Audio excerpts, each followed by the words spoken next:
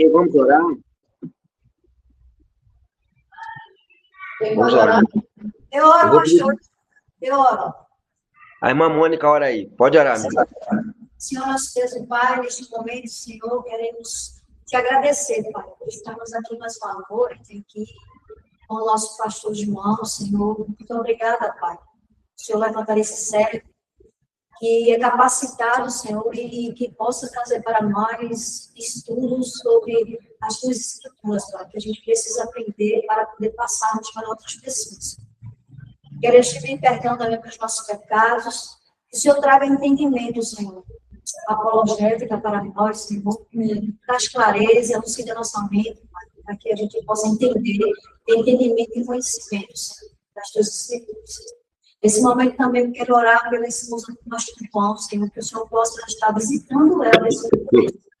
Santo Senhor, trazendo cura, restauração na mão dela, Pai. Que o Senhor possa estar visitando nesse momento o coração da tua filha, a mente dela, sanando toda dor, todo desconforto, Pai, que ela esteja passando neste momento, Senhor. Eu sei que o Senhor é o médico dos médicos, Pai. Em nome de Jesus eu te peço, Pai. Visita essa família, Senhor. Traz cura, traz restauração a todos aí desta casa, aos filhos, ao pastor João também, que o Senhor possa estar dando fortalecimento para ele, físico, emocional, espiritual. Muito obrigada, Pai. E assim eu te peço, em nome do Pai, do Filho e do Espírito Santo. Amém. Amém. Amém. Muito bem. Acho que é o Robson está aí do lado, né? Robson, seja bem-vindo mais uma vez, viu? Tá certo, mas Ok. Eu muito problema, aí não deu para obrigar a dar aula, mas agora vai. Muito bem. Muito bem. Irmãos, nós vamos trabalhar hoje. Vamos começar com apologética, né, gente? Apologética. Eu mandei o material de apologética aí para vocês. Deixa eu só localizar aqui, viu, gente? Aqui, pronto. Está na página de atividades, materiais de aula, do projeto. Tá, eu mandei um PDF. O PDF é a aula escrita, tá? Como vocês sabem, só que a gente vai ter dois momentos aqui nessa aula, né? No primeiro momento eu vou fazer uma projeção de slide. Eu criei também uma projeção de slide no segundo momento, mas eu joguei transliteração do texto grego e eu quero trabalhar com vocês diretamente com o texto grego quando a gente trabalhar o texto que a gente vai trabalhar hoje de apologética, tá bom? Então a gente vai migrar para a projeção do PDF, em vez de ficar na projeção do slide. Tá bom. Né? É claro, porque na projeção do slide eu coloquei apenas a transliteração, eu não coloquei o texto grego, né? E a gente vai tentar ver o que a gente faz nessa etapa, ok? Eu vou colocar aqui para compartilhar aqui.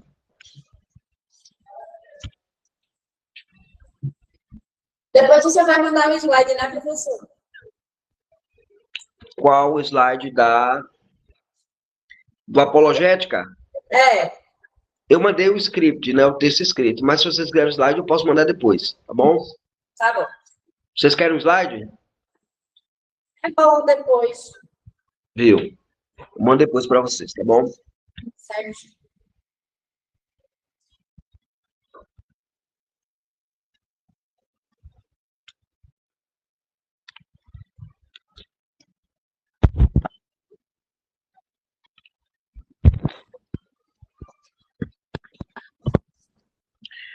Muito bem.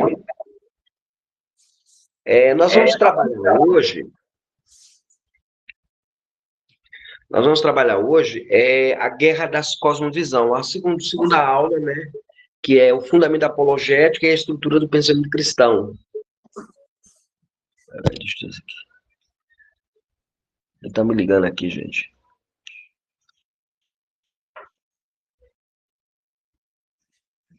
Deixa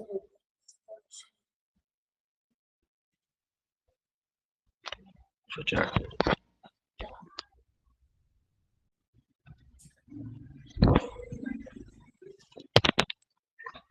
Muito bem, então nós vamos trabalhar a Guerra das Cosmovisão. Esse título nós extraímos do livro do Roland Nash, que é cosmovisões em conflito, né? Então, com base nisso, nós vamos trabalhar as guerras das cosmovisões, seguindo o cronograma normal do nosso curso, tá?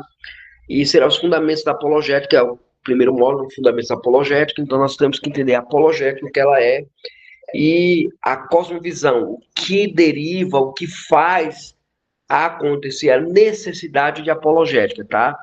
É a estrutura do pensamento através das cosmovisões, né? As cosmovisões são importantes para nós, ok? Então, primeiro o campo de batalha intelectual, tá? Análise estratégica. A apologética não é apenas um debate de ideias isoladas. A gente precisa entender isso, né? Para trabalhar de apologética, eu sou apologético, então eu vou pegar as ideias isoladas e vou trabalhar para refutá-las. Não.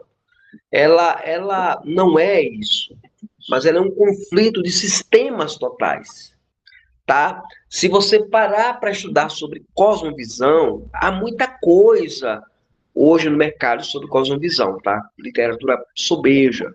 Por exemplo, você tem lá a Cosmovisão em Conflito, do Ronald Nash, Universo ao Lado, do James Clear. Você tem lá a obra A Verdade Absoluta, da Nancy Presley. Você tem a trilogia do Francis Schaeffer, O Deus que Intervém, A Morte da Razão, O Deus que se Revela.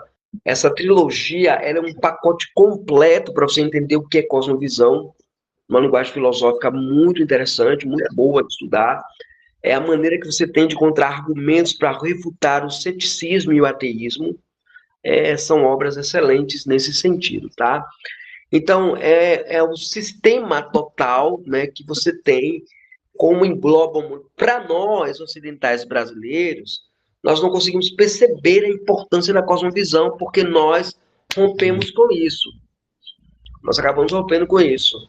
Mas se você for, por exemplo, para a Índia, você vai encontrar que a religião determina a maneira como as pessoas vivem. Então, aqui, as fortalezas mencionadas por Paulo, né, que nós estamos para destruir fortalezas, elas são estruturas mentais e pressuposições que se opõem sistematicamente ao conhecimento de Deus. Entendeu assim? Porque as armas da nossa milícia não são carnais, mas sim, né, poderosas em Deus, tá? Poderosas em Deus, para a destruição das fortalezas, destruindo os conselhos e toda altivez que se levanta contra o conhecimento de Deus. 2 Coríntios 10, de 3 a 5. Nós vamos fazer uma análise exegética desse texto. Ok? Então, vamos lá. Você vê lá. Você vai trabalhar contra um sistema estrutural de fortalezas e você vai lutar contra conselhos que são a oposição aos argumentos e às próprias pressuposições analisadas. Ok? Então, essa é a ideia que a gente tem para trabalhar dentro do campo da batalha intelectual, que é a apologética. Alguma dúvida aqui? Alguma pergunta, gente? Não. Ok.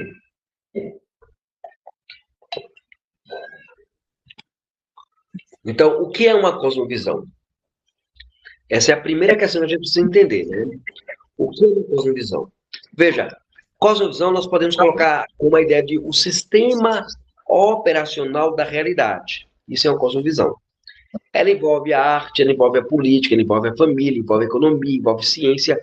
Tudo é guiado por uma cosmovisão, que nós costumeiramente chamamos de ideologias. Mas, na verdade, não são ideologias, são correntes de pensamento, como a gente encara a arte, né? Como você encara a política, como você vê a ciência, como você vê a questão da família, a questão da economia. Então, você trabalha com essas ideias, né? Eu apresento aí 3 definições que são colocadas para nós de cosmovisão. A primeira definição é do Ronald Nash, no seu livro Cosmovisões do Conflito, né? Ele diz que cosmovisão é um conjunto de crenças sobre as questões mais importantes da vida. Então, o que é apologética? É um conjunto de... O que é cosmovisão? É um conjunto de crenças, de credibilidade. Então, o ateísmo, por exemplo, ele tem um conjunto de crenças. Ele tem crenças basilares, fundantes. axiomáticas, como a gente diz, né? A segunda definição é apresentada pelo R.C. Sproul, na sua obra Filosofia para Iniciantes. Ele diz: o sistema unificador de pensamento é chamado de a cola que faz uma sociedade funcionar. Ele compara uma cola de papel, que você cola as ideias para que a sociedade funcione. A Nancy Best, na sua obra Verdade Absoluta, publicada pela CPAD, ela diz o seguinte: todo sistema de pensamento inicia-se com algum princípio último. Então, em síntese, eu posso dizer que cosmovisão, ele é um esquema conceitual, tá? É um mapa mental, é o ponto de partida para interpretar toda a existência. Então, da onde eu parto para interpretar a existência? Você pode pegar o ateu, ele parte do naturalismo. O cristão parte da onde? Da onde na parte o cristão, quando estrutura a sua cosmovisão? Da Bíblia. Da Bíblia. Da Bíblia. Então, o cristão, ele parte da Escritura. A Escritura é o ponto de partida que analisa o princípio último de todas as coisas. É o nosso princípio de partida. É o nosso esquema conceitual. Tudo que nós vamos analisar na sociedade, a gente analisa à luz do nosso conceito inicial, que é a Bíblia. A Bíblia é a autorrevelação de Deus comunicada ao homem. Ok? Ok. Alguma pergunta, alguma dúvida? Ainda não. Muito bem. Seguindo aqui. Entramos agora na erosão da verdade, né? A questão é, por que os cristãos, eles perdem a batalha cultural na universidade secular? Eu lembro como se fosse hoje, eu estudei eletricidade predial, né, residencial e predial, no curso de técnico, lá no Ibura, no bairro chamado Bairro dos Milagres, quando eu morava em Recife. E eu ia sempre para a escola, e tinha uma moça que era da Igreja Batista.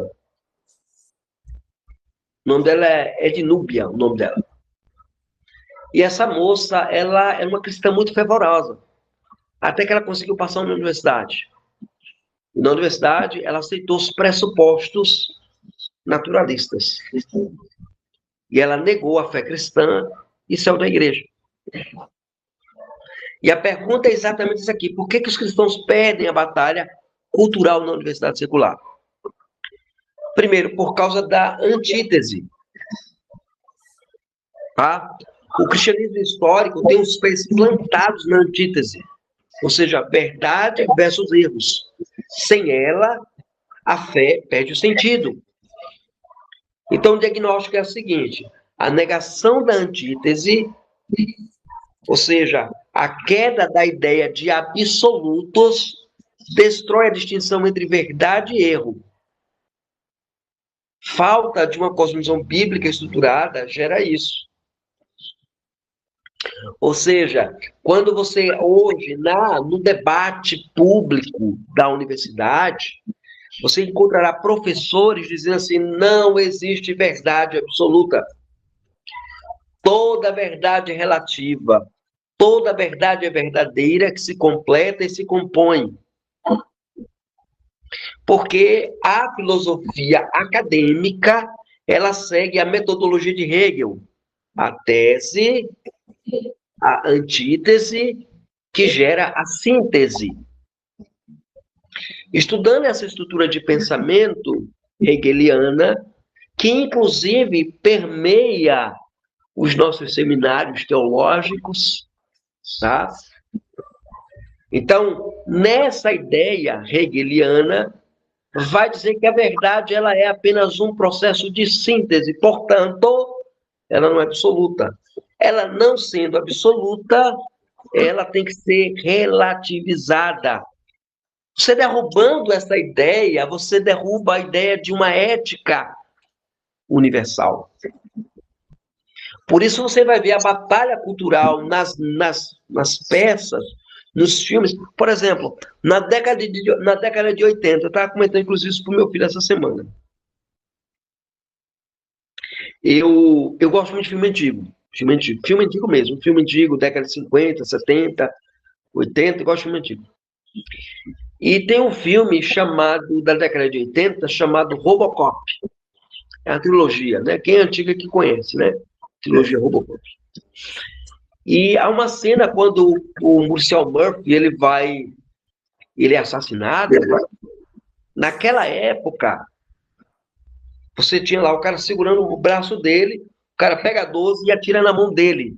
A cena mostra a mão sendo esbagaçada com um tiro. Hoje, se você faz um filme daquele, essa cena ela é cortada por causa do politicamente correto. Filmes de ação hoje não são de ação. É o cara brigar de longe e tal. Então, a cosmovisão, ela influenciou essa estrutura de síntese e a negação da antítese pula para a síntese, né? Você tem a tese, a antítese, você tem, que é, no caso, a antítese, e aí você só tem a tese e pula logo para a síntese. Algum tempo atrás, não sei se vocês lembram, tinha um comercial muito interessante. Começou a dizer assim: não são as perguntas que guiam o mundo, são as respostas. Você estuda a filosofia, você vai descobrir que a filosofia é quem conduzia através de perguntas. Então você derruba a necessidade da maêutica de Sócrates, a maêutica socrática. Você derruba a estrutura filosófica de Aristóteles, da catalogação das ideias e dos conceitos, derruba os conceitos, para você assim atacar os absolutos. Atacando os absolutos, você destrói o quê? A revelação. Derrubando a revelação, você derruba o quê? O padrão moral da igreja. Então, a moralidade, a ética padrão, acabou, não existe mais. Aí, como a gente responde a isso na sala de aula? O professor chega, um professor na universidade, assim, não existe verdade absoluta. Qual é a pergunta que você faz? Qual é a pergunta que você faz? Essa é a verdade absoluta. Sim. Ele afirma lá, né? Não há verdade absoluta. Qual é a pergunta que você faz para ele agora? Baseado em quê? Não. Isso é uma Porque se você verdade. for baseado no quê, você vai entrar no jogo dele, que é o jogo das evidências. Lembra? Apologética tem apologética evidencialista. Porém, ela é falha porque ela depende de capital racionalista. Você pergunta, sim, professor, baseado em quê? Ele vai te apresentar mínimo de evidência. Certo. Ok? Então, qual é a pergunta correta para fazer para ele?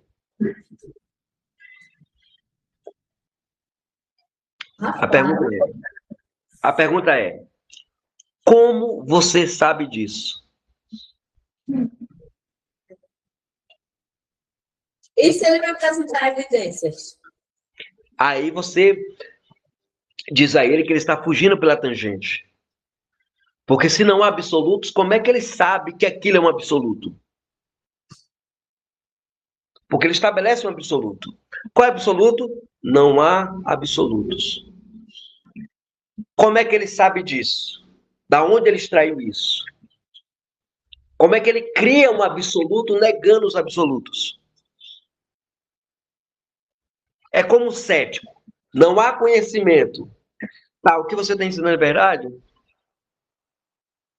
Como é que ele sabe que ele está dizendo para mim que é um conhecimento verdadeiro se não há conhecimento? Você pega ele pelo chamado calcanhar de Aquiles. Toda a cosmovisão secular, gente, ela se deteriora diante do cristianismo. Você precisa saber fazer as perguntas certas. Inclusive, tem um livro que eu indiquei para vocês, do Philip Johnson, Perguntas Certas. É um livro muito interessante, especialmente para quem estuda na universidade, ok? Então, a estrutura começou como foi que a erosão da verdade aconteceu? Quando a gente começou a negar a antítese, a ideia de absoluto, né? Lembra o seguinte, se o cara, ele nega absoluto, ele não consegue ser professor de matérias absolutas. Matemática, por exemplo. Ou lógica. Que quando chegar na lógica, ele vai entrar na lei da não contradição. E a lei da não contradição exige a antítese. Ou seja, exige um padrão absoluto. Então você tem esse problema aqui, ok? Seguindo. Então nós vamos trabalhar aqui a anatomia de uma crença. Ou seja, lembra, tome cosmovisão como crença. A crença de alguém. Então, os 5 elementos de Ronald Nash, no seu livro Cosmos em Conflito, ele coloca 5 elementos que a gente consegue analisar os elementos que compõem uma cosmovisão. A primeira delas é Deus, a perspectiva terra-referente. A segunda é a realidade última, a questão da metafísica. A terceira é a questão do conhecimento, a questão da epistemologia. A quarta é a ética, a axiologia. E a quinta é a humanidade, a antropologia. Ou seja, toda a cosmovisão, gente, consciente ou inconscientemente, oferece uma resposta inevitável para estes 5 pilares. Então, eu preciso conhecer esses 5 pilares para poder avaliar a cosmovisão do outro. Ok? Ok. Seguindo aqui. Professor, mas, por exemplo, em uma visão do ateísmo, uma cosmovisão ateísta, como é que se daria até a referência, como é que se daria o elemento de Deus? A terra-referência negativa. Ah, tá. Ok? Ele trabalha a terra-referência da perspectiva negativa. O pastor, Deus ainda continua sendo referência do ateu. Entendi. o pastor, Vou falar, Robson. a minha pergunta é simples. Como é que eu apresento um absoluto ao meu filho? Vamos dizer, se eu tenho um filho, ele vai para a faculdade, vamos tipo dizer, porque a maioria da composta da igreja hoje, a maioria são pessoas que não têm um conhecimento vasto, não têm a possibilidade, mas como é que ela coloca os absolutos e tenta trazer para um jovem que entra em uma faculdade, como ela propõe isso, porém, não sabendo que ela não tem a mesma inteligência do que aquele jovem que foi para a faculdade, com o mesmo conhecimento. O primeiro passo é a igreja promover curso de cosmovisão. O primeiro passo é esse. O pai ensinar ao filho cosmovisão. A igreja oferecer um curso de cosmovisão. Por exemplo, essa parte aqui de cosmovisão é apenas uma parte dentro do curso de apologética. Inclusive, quando eu dou aula de filosofia, eu reservo um tempo para trabalhar a cosmovisão com os alunos. Por quê? Porque eu acho essencial a igreja ter instrução em cosmovisão. Literatura fácil há para isso, viu, Robson? Por exemplo, esse livro que eu estou citando, do Ronald Nash, para mim é o melhor livro sobre cosmovisão, de maneira didática. Não é o melhor livro no sentido da profundidade da disciplina, mas de maneira didática, para você introduzir os conceitos para o seu filho, por exemplo. Você adquirindo esse livro, estudando ele, você ajuda muito ele. Um outro livro também é Em Direção à Cosmovisão, do Francis Bacon e Gary Clapton. O Francis Bacon, eu conheci o Francis Bacon, ele é texano, né? Ele mora no Texas. Ele esteve na nossa igreja, né? Há muitos anos atrás, quando ele ainda estava na atividade pastoral. Ele escreveu esse livro em direção... É uma linguagem simples. Você, inclusive, encontra na internet para baixar, ler, imprimir, estudar. Então, esses dois livros, entendeu? Para você começar a treinar o seu filho na cosmovisão para a universidade. Cosmovisões em conflito, qual é o nome do outro, pastor? O nome do outro autor? Esse você conheceu que é no Texas? Ok. Richard Bacon. Qual é o nome do livro? Em direção de uma cosmovisão. Em direção a uma cosmovisão. Certo, obrigada. O outro Cosmovisão e conflito. Cosmovisões em conflito, né? Cosmovisão e conflito. Um outro livro também, viu, Robson, que é Verdade Absoluta, da Nancy Presley. Ok? São livros conceituais. São livros que eu digo assim, introdutórios à disciplina. Porque quando eu falo assim, qual absoluto eu vou apresentar, eu preciso começar primeiro. O principal dele, Robson, é a epistemologia. Eu preciso treinar o meu filho a saber a natureza do conhecimento e o que é o conhecimento. Ou seja, como eu sei que o que eu sei é a verdade. Entendeu? Essa é a ideia. Então, a gente começa com a epistemologia. Mas, dentro da anatomia de uma crença, a gente tem que trabalhar esses 5 pilares aqui. Ok? Eu preciso trabalhar esses 5 pilares para que o crente, o irmão, a pessoa da igreja... Agora, tem um detalhe, né? Infelizmente, as nossas igrejas geraram crentes preguiçosos para a leitura. Não é um problema educacional, não. É um problema da igreja hoje. A igreja hoje, ela se tornou mais visual do que uma igreja que lê. Entendeu? Lembra? Deus é o Deus do livro. Deus não é o Deus da imagem. Deus é o Deus da palavra. Ele se comunica. Ele não cria imagens para poder ensinar. Senão o catolicismo romano estaria correto em criar imagem para ensinar a fé. Entende? Então a gente precisa mudar isso na igreja. A gente precisa mudar uma filosofia de que a igreja é uma igreja que tem um Deus, que deu um livro.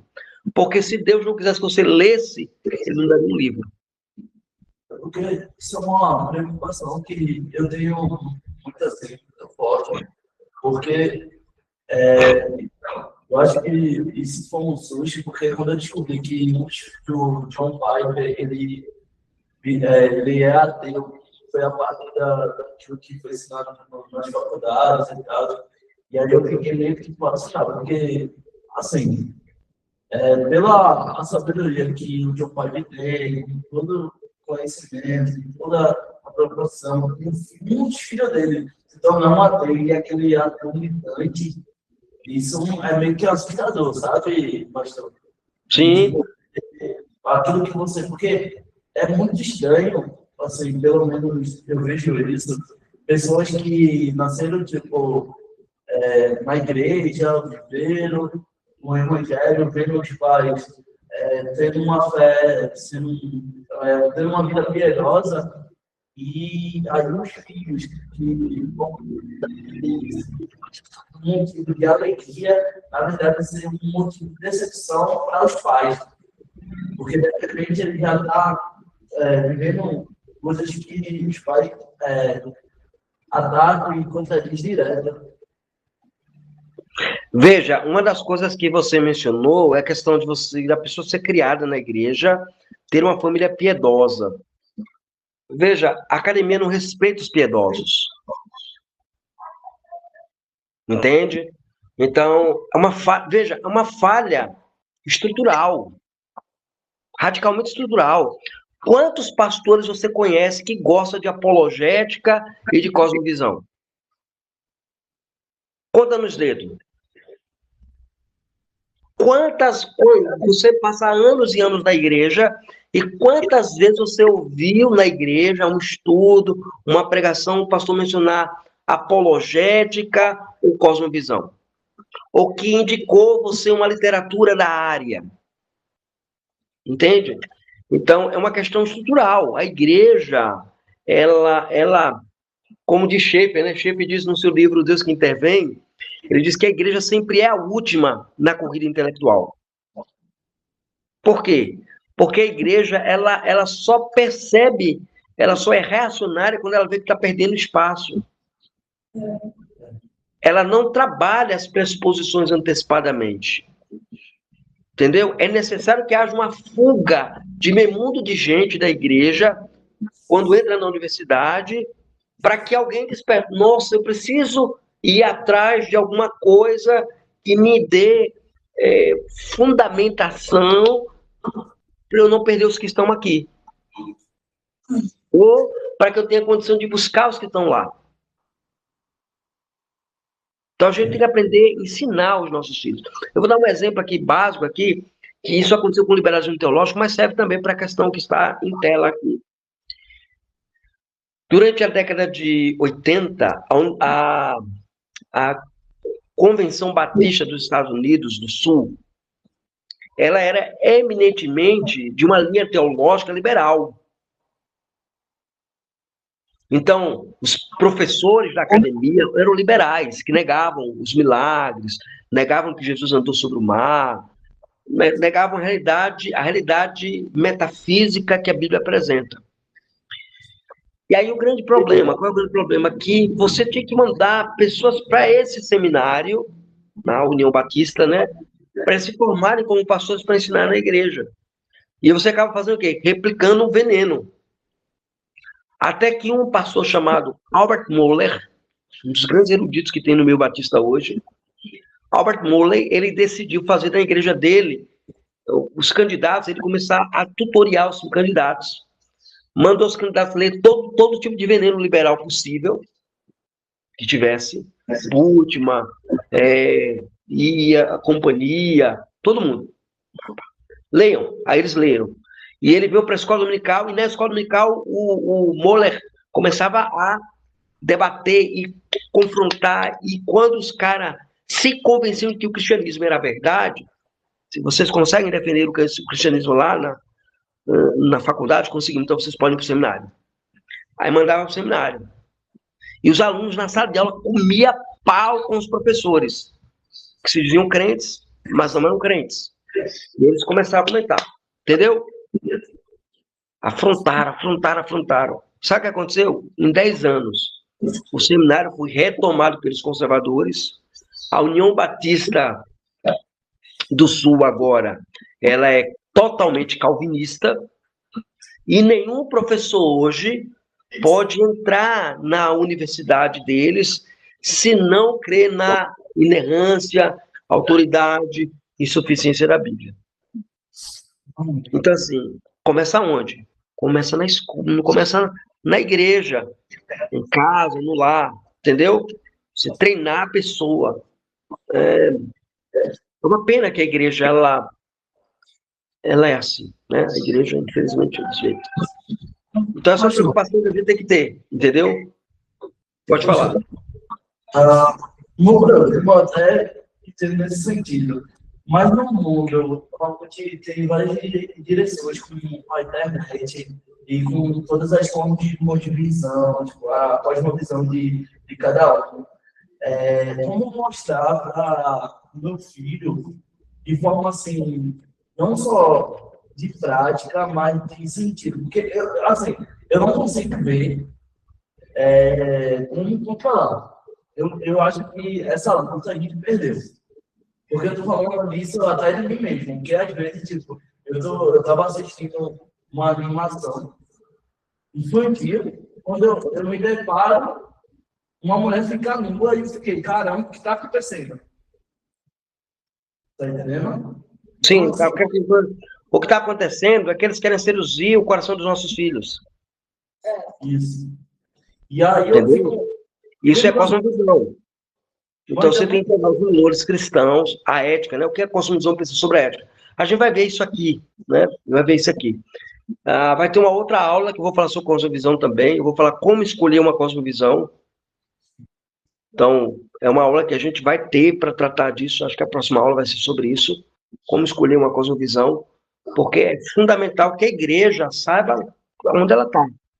Então, essa sua questão Como fazer, a gente vai aprender na próxima aula. Entendeu aqui? Ok. A ética e a humanidade. Ok, seguindo aqui. Vamos lá. Primeiro elemento, Deus. Até o referência como ponto de partida. Ou seja, o teísmo positivo, a gente vai chamar de teorreferência positiva. Nesse caso, o cristianismo, o judaísmo e o islamismo. Entretanto, o islamismo ele é considerado como uma junção panteística. Nem sempre ele é considerado como sendo teísta. Né? A professora Nancy Press menciona isso no seu livro Verdade Absoluta. Deus ele é pessoal e ele é distinto da criação. Então, o primeiro conceito é que se na cosmovisão secularista, quem é Deus? Deus é pessoal? Ou ele é distinto da criação? Ou ele é impessoal? Ou não há Deus? Por exemplo, eu lembro na sala de aula uma vez, a professora chegou e falou assim, quem é Deus? Aula de religião. Quem é Deus? E eu sentado lá ouvindo, né? Quem é Deus? Deus é a cadeira que você senta. Deus é o quadro onde eu escrevo. Deus é o sol, Deus é a lua. Então começou. Aí eu levantei a mão e disse, professora, você está querendo dizer que eu estou sentado em Deus? Ela percebeu o absurdo da coisa. Esse professor que você está ensinando aí é panteísmo. Deus é tudo e tudo é Deus. Isso não tem lógica. Então esse é o ponto, né? Então entre o panteísmo, o budismo, o hinduísmo, ou seja, Deus é uma força impessoal e tudo é Deus. E aí tem o ateísmo, que é ao lado terrorreferente negativo. A negação terrorreferência. Ou seja, matéria é tudo que existe. Isso é a base fundante do ateísmo. É a crença dele. Matéria é tudo o que existe. Essa é a ideia. Ele parte da ideia de que existe, que Deus ele não existe, entende? Então o ateu ele vai trabalhar com Deus como referência, mas do lado negativo. Ele tenta se livrar de Deus, mas em toda a referência ele vai apontar para Deus. Segundo, a realidade última, né? A metafísica, a estrutura da existência. O universo é eterno ou ele é criado? Essa é a pergunta que deve ser respondida. Existe propósito, existe uma teleologia no universo. Há um mundo além do físico. As perguntas que a cosmovisão, da maneira como a cosmovisão responde essas perguntas, você vai saber se ela é uma cosmovisão correta ou é uma cosmovisão errada. E aqui, ó, a metafísica, ela busca entender o quê? Ela busca entender se existe uma realidade além da estrutura física. A resposta define se a vida é um mero acidente cósmico ou um projeto intencional. Ou seja, a metafísica, ela confronta diretamente, a resposta que a gente dá a ela confronta diretamente o naturalismo. Entenderam aqui? A epistemologia. Tem gente assim. Aí entra a pergunta do Robson. Como é que eu faço para ensinar o meu filho os focos da cosmovisão propriamente? Qual é o elemento maior da cosmovisão que eu posso trabalhar? Não excluindo Deus, porque Deus é o primeiro princípio, né? Mas se eu tivesse escolher um princípio, eu escolheria a epistemologia. A menos que a nossa epistemologia esteja correta, tudo mais será errado. Qual é a metodologia essencial da epistemologia? Como sabemos o que sabemos? Lembra da pergunta que eu fiz? O professor chegou na sala de aula e fez assim, não existe verdade absoluta. Como é que o senhor sabe que não existe verdade absoluta?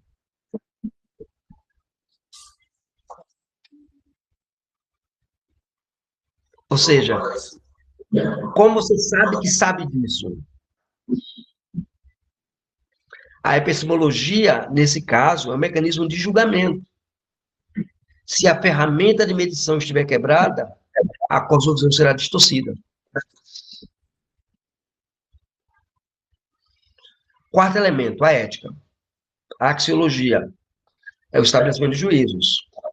Na ética, a gente vai trabalhar com lei moral universal. Existem absolutos? Ou a ética é situacional? Não. Ela é relativa. Então, se ela é universal, então existe uma lei moral, existe padrão absoluto. Existem leis morais que governam a conduta humana. Quem governa essas leis? Deus ou a sociedade? Esse é o problema, entendeu? Por exemplo, você trabalha a questão da ética, você tem que trabalhar com essa premissa, né? Quem governa as leis? É Deus ou a sociedade?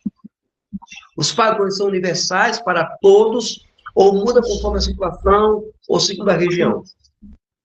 Isso é um problema, especialmente para quem defende as missiologias hoje, né? Eu sou missiólogo. Se eu chegar numa cultura em que o cara pratica antropofagia, eu não posso me meter a mão nisso. Epa, no padrão moral. Onde fica? Isso é verdade para você, mas não é verdade para mim. Esse comportamento moralmente aceito para você, mas não é moralmente correto para mim. É nesse beco e nesse poço que a gente está hoje na sociedade. O cara quer, sei lá, um agente não binário, sei lá, que significa, para impor isso na sua mente, cara. Para que a sociedade aceite essa ideia, sabe? É X e Y, não tem X e Y. Entende? É XX, é YY. Você enfrenta essa dificuldade. Os padrões universais, eles caíram. Mas caíram por quê? Porque a igreja, ela se deixou seduzir quando ela decidiu privatizar a religião. Entende? A religião, ela é do domingo. E ela é apenas do coração, ela não é da cabeça. Ela não é do dia a dia. É um problema que a gente tem. É por isso que muita gente hoje diz por aí que crente é ignorante, que crente não tem conhecimento. Justamente porque eu não digo nem a raiz do cristianismo é fundamental, mas a raiz do cristianismo que foi imposto a gente pelos judaítas, quando eles vieram aqui para a colônia, ou a maneira como tudo foi se desenvolvendo, foi tipo assim, a fé e a razão é a razão. Quando houve a separação total, e a igreja nos posicionou, dizendo que a fé, mas a fé, ela também explica a razão, a separação, e a igreja ela não continua com o estudo. E é interessante porque, se a gente for parar para analisar, a raiz da igreja, do cristianismo, vem do judaísmo. E os judeus, eles eram um povo que guardavam os mandamentos, que guardavam as leis, que estudavam. Então, é curioso, e a gente precisa se perguntar o que foi que isso se perdeu no meio do caminho. Você tem a estrutura judaica cristã, né? A estrutura judaica cristã, ela é nossa. Pois é. Mas, tipo assim, onde que se perdeu no meio do caminho? A raiz do cristianismo como religião é uma raiz de um povo que buscava conhecimento, que não se deixava seduzir por aquilo que os outros povos ao seu redor acreditavam. Obviamente, a Bíblia vai dizer que alguns sim seduziam, mas assim, eu estou falando na questão do conhecimento das leis. A gente vê que no tempo de Jesus, a Bíblia vai dizer que existiam grupos muito específicos de fariseus e saduceus que guardavam. Eles combatiam Jesus da maneira errada, sim, porque acreditavam que Jesus não era o Messias. Mas eles conheciam aquilo que estava escrito. Eles tinham conhecimento. Porque a igreja não tem conhecimento nem da própria história. A questão é como foi que isso se perdeu no caminho. Se perdeu quando nós, a igreja, ela deixou a razão na discussão, lembra lá? Discussão do iluminismo, positivismo. Então, o iluminismo, depois o racionalismo assumiram o comando.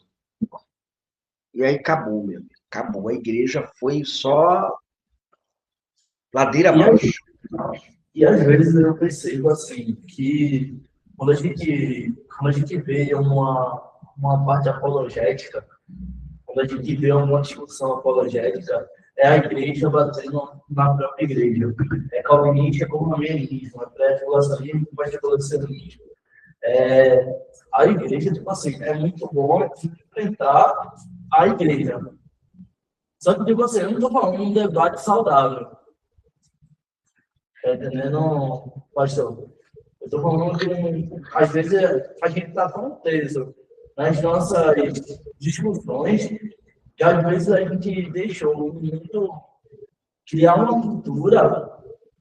Não, porque a igreja veio criar um programa como um susto. Porque todo mundo aqui sabe a minha história. Quando eu aceitei, tipo, o evangelho, tá? Eu não aceitei, né? Eu fui contado que a vida era eu, não era Jesus. Mas quando eu fui, sabe, quando Jesus me aceitou, eu era totalmente eu estudava a filosofia, estudo de Nietzsche e tudo. Por quê? Porque quando eu falava sobre tipo, cristianismo, eu entendia como algo, uma fé ultrapassada, são visões, isso aí é emocionalismo, barato. E enquanto isso tipo, vai criando, então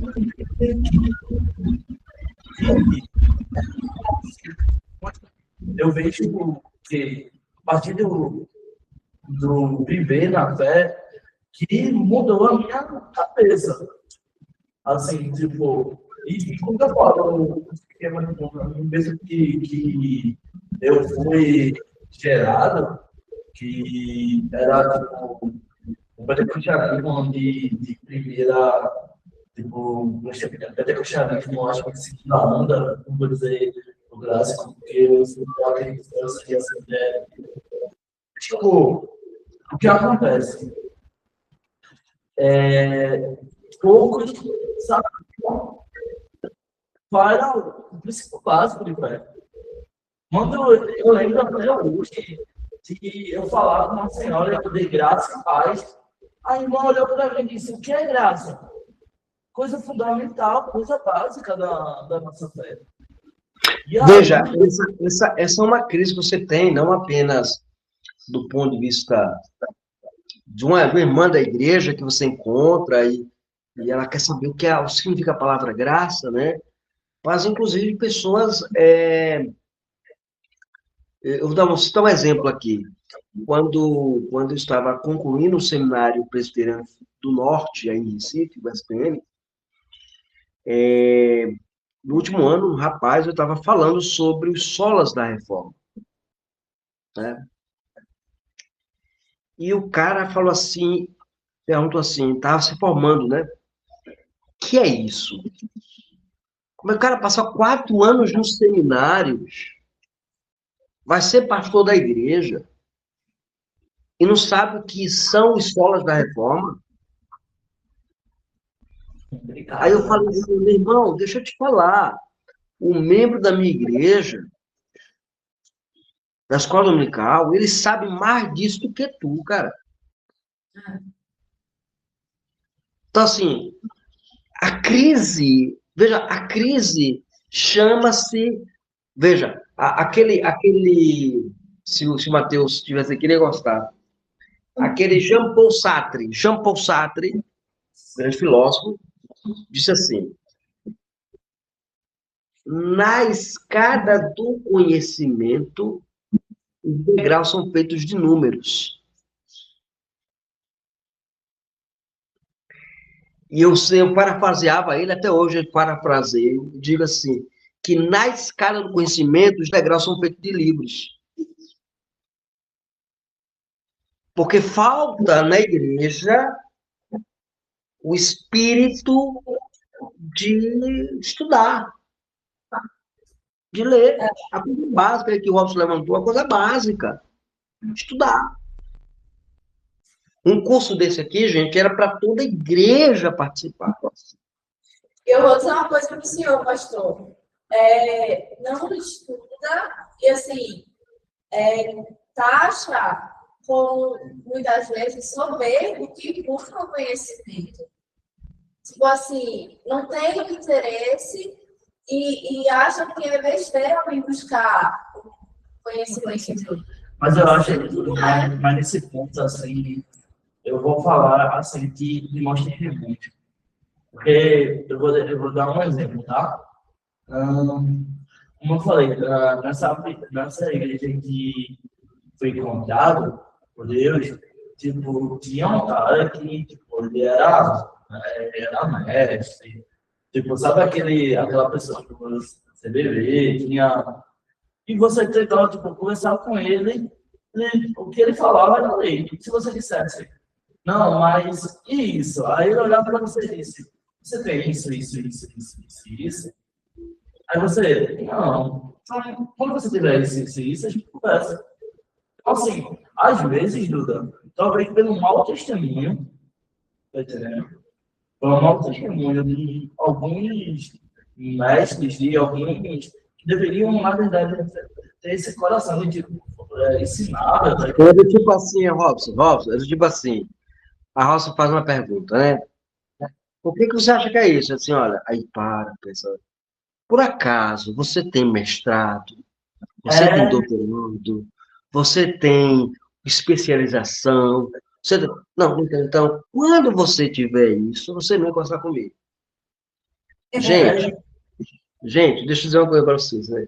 Isso é o cúmulo do cúmulo da soberba.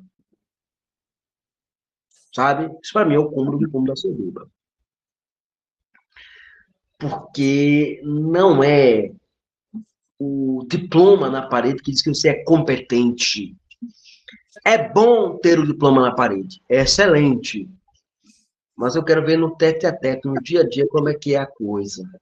Sabe? Eu não digo que eu sou o melhor professor de exegese, não, porque eu não sou. Também não digo que sou o melhor professor de grego, porque eu também não sou. Eu aprendi isso durante minha jornada. Haverá pessoas melhores do que eu e haverá pessoas piores do que eu. Então, para que o orgulho, para que a soberba? Não leva a lugar nenhum. Aliás, me afasta das pessoas que, porventura, poderiam aprender alguma coisa com o que eu sei. Isso é ruim. Outro dia, um rapaz me viu falando, dando uma palestra, no meu canal mesmo, e aí conversou com um amigo meu de infância, fez assim, eu falei que tinha lançado um livro, fez, ele fala muito difícil, não sei o quê e tal. Eu posso comprar o livro dele? Será que... Aí eu disse, não, compra, você vê. Aí esse rapaz, a gente acabou fazendo amizade, ele mora em São Paulo. E aí ele falou assim, outro dia falou assim, eu nunca tinha estudado sobre o assunto que o senhor escreveu. E nunca tinha lido um livro tão claro como o senhor escreve. Então, há duas maneiras. Uma coisa é eu dar aula aqui para vocês, no seminário. Outra coisa é eu pregar esse mesmo assunto e ensinar na minha igreja. É uma outra linguagem, é de uma outra forma, é de uma outra maneira. Mas é o mesmo conteúdo. Entende? Então, a gente precisa disso, de ensinar, né?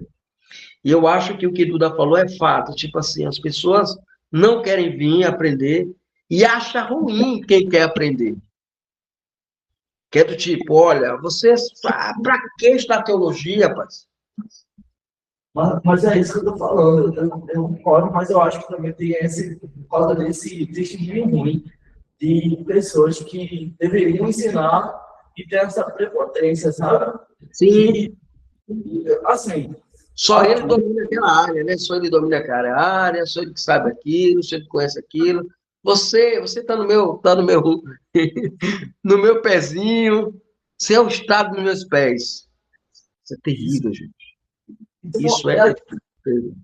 você consegue ver essa piedade, porque o brasileiro já não gosta de pensar. O brasileiro, quando tem uma dificuldade de pensar, ele dá indeciso, ele já trabalha, já quer fazer mais.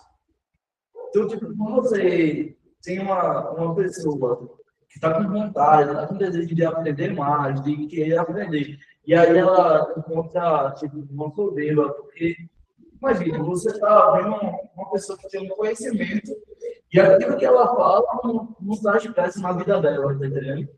Ela pede para você ser piedoso, mas ela não tem piedade em si.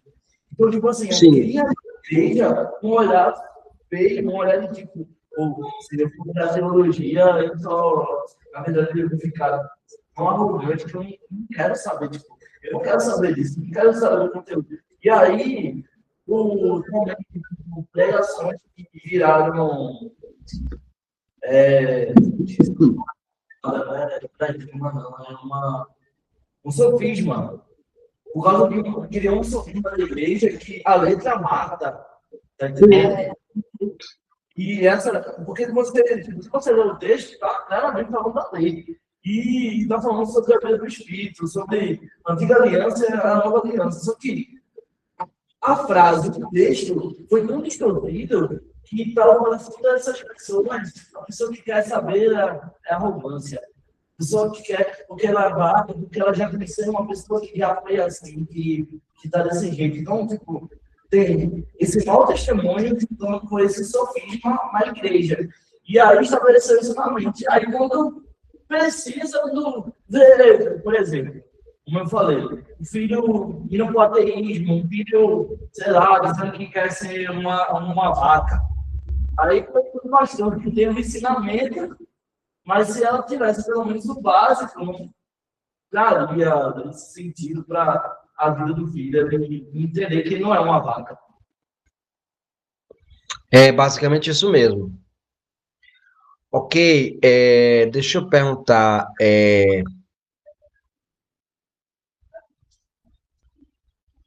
Deixa eu perguntar aqui para vocês. Já são 8h38, gente. Vamos dar a pausa e a gente volta com a disciplina ou a gente continua nessa? Vocês escolhem aí, viu? O senhor termina só o elemento 5, pastor? Ok. Eu acho que não, né? O que vocês acham? E o que eu tô mandando esse print? Não sei o que no meio. O item 5, né? É, Elemento 5, a humanidade, antropologia, natureza e destino, né? Então, por exemplo, quando a gente trabalha essa questão, você vai ter lá o caminho antecedente, que é a questão da organização do homem, né? Então, o homem vive uma vida, caminha na organização da estrutura em sua volta. E ele vai também entrar na questão do caos, do vazio. Então, você tem lá aquela lei, né, da entropia, né? Você sai do organizado para o desorganizado, essa estrutura, né? Então, o elemento da humanidade é o que você pensa, o que uma cosmovisão pensa sobre o homem, sobre a questão da sua abolição, do que ele possui, né? Então, os homens são livres ou são robôs biológicos governados por determinismo químico, né? Evolução, no sentido de agente livre, ou é destino? O que acontece após a morte? Existe um estado consciente de punição e um de bem-aventurança, ou seja, existem esses dois destinos, ou seja, existe um destino pós-morte ou tudo termina na sepultura? Então, essa questão também é um elemento básico que a gente precisa responder sobre dentro da estrutura da cosmovisão. Ok. Então, coerência cristã.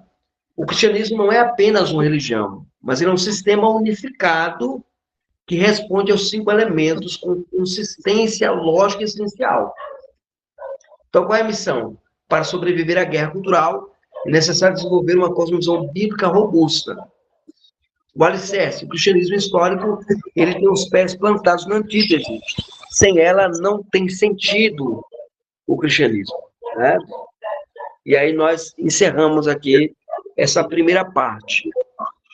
A segunda parte, nós vamos ver a análise exegética do texto do debate, ok? Mas isso ficará para a próxima aula, porque a próxima aula agora vai ser de teologia bíblica, né?